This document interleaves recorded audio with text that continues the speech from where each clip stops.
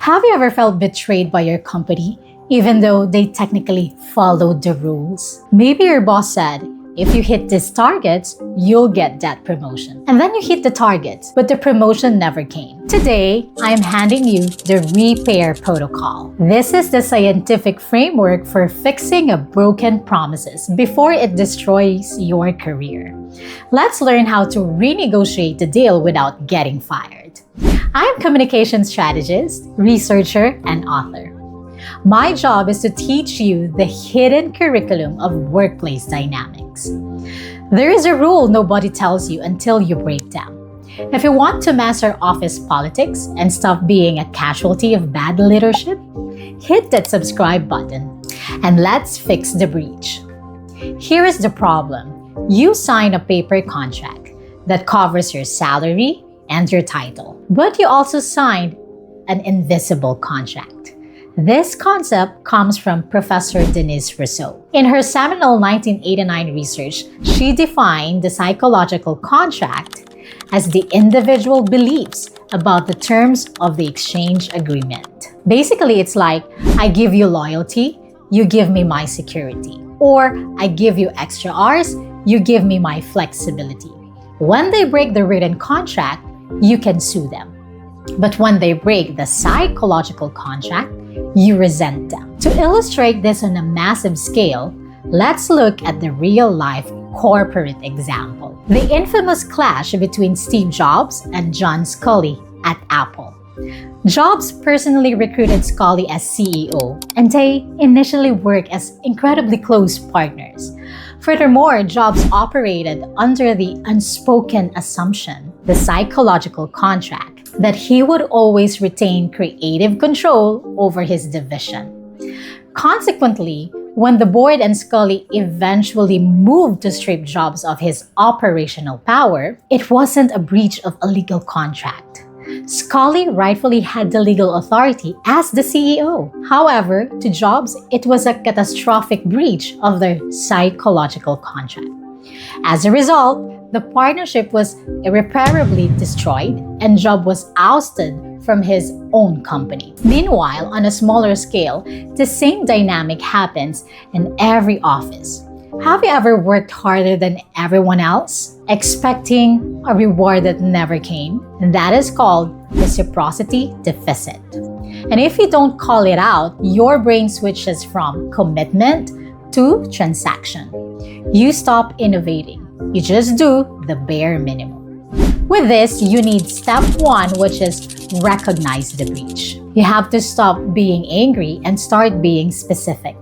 For instance, if you get vague and emotional, you might say, "You guys are liars. I worked so hard and I get nothing." Now this sounds like a tantrum. You lose leverage. Instead, be strategic and data-driven and say, "I want to review our agreement. 6 months ago, we discussed that if I led the Alpha project, I would be eligible for the senior role. Now, the project is done, but the role hasn't happened. I want to recognize the gap." According to Robinson and Morrison, perceived breaches that are left unspoken inevitably lead cynicism and turnover intent. The longer you wait to recognize it, the more toxic it becomes. What is one unspoken promise your job made to you that they broke? Was it growth, culture, balance? Tell me in the comments below. Once you have identified the gap, you have to have the talk. This is where most people fail. They wait for their performance review to bring this up. Do not wait. You need to use the EP step. Explain the impact and propose the fix. Most people go into a meeting asking for an apology, but high performers go in asking for an adjustment. If your boss promised you resources that didn't arrive, don't say "I'm struggling." Instead, say, "Because the resources didn't arrive, the timeline is at risk." So you have to make the breach about the business and not about your feelings. Imagine your boss says, "Look, I know I promised you that assistant, but the budget was cut. My hands are tied." A passive employee would just say, "Oh, okay, well, I guess I'll just work late." Now you just accepted a bad deal. On the other hand, an employee using the step E and P, He would say, I understand the budget cut. However, that creates a breach in our operational plan. If I cannot get the assistance, then I propose we deprioritize third quarter report to keep the launch on track. This is based on equity theory. Humans calculate the ratio of their inputs or work to outcomes or rewards. When the ratio is off, you experience equity distress. By proposing a solution like reducing a scope, changing timelines, you restore the equity without needing the budget. Now let's pause. If you are a leader watching this, are you breaking promises that you didn't even know you made? Are your high performers quitting and you have no idea why? It's likely a psychological contract breach. You might think you are being agile or pivoting, but they see it as lying. I help executive teams audit their unspoken contracts. I teach leaders how to reset expectations before the resignation letter hits the desk. If you want to stop the bleeding and retain your top talent, click the link below to apply for our corporate training. Don't let a misunderstanding cost you your best people. So you recognize the breach. You proposed a fix. Now you must land the plane. The final steps are agree, implement, and review. This is where you write the new contract. The biggest mistake you can ever make after a difficult conversation is trusting a handshake. If you just had a war over a broken promise and you don't write down the solution, you are setting yourself up for breach number 2. You need what I call reciprocity email. For example, immediately after the meeting, we have to send an email like this.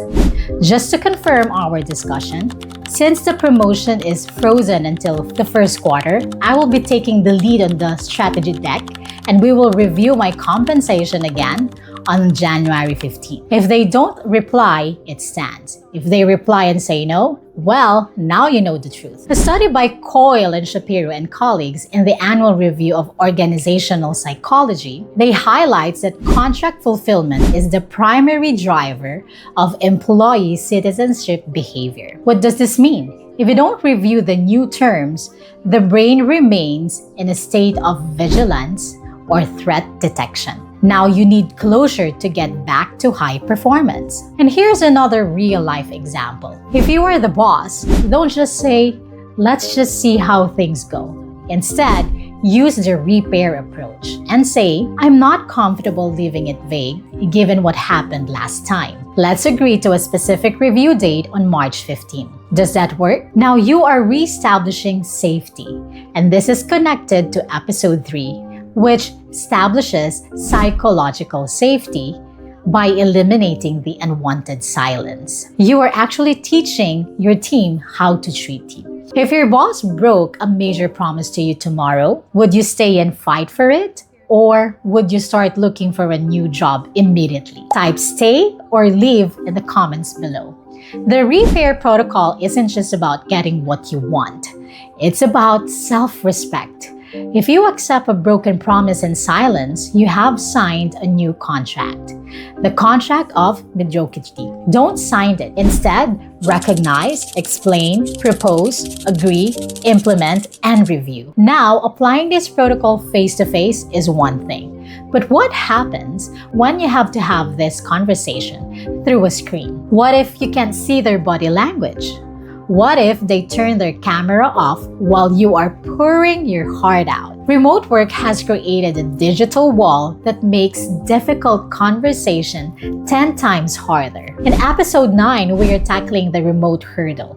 I'm going to teach you the specific modifications you need to make to your communication style. When you are negotiating on Zoom, Teams, or Slack, you cannot use analog empathy in a digital world. So stop winging it. Start repairing it. Click here to master the digital conversation. See you in the next video.